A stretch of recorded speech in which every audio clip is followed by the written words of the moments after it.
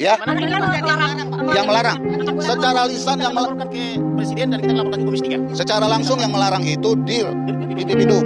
Yang juga bersama dengan saya prarekonstruksi tembak-tembakan di sana Dir Tipidum juga.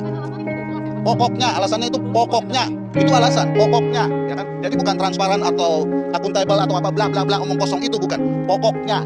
Ya. Loh, kalau saya pulang, loh emang saya datang ke sini resmi ada penolakan. Loh, Anda datang ke sini aja biasanya bebas-bebas. Anda harus berhadapan dengan barikade begini.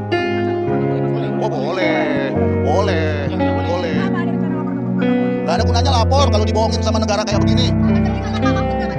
Aduh, biar Pak Mahfud belajar dan lihat kenyataan ini. Pak Mahfud dan Kapolrinya belajar ya sama presiden ini ditutup-tutupi atau apa? Segera. Kita akan segera laporkan ke presiden, kepada Komisi 3 dan kepada Menko. Oke. Ya, ya. Makasih.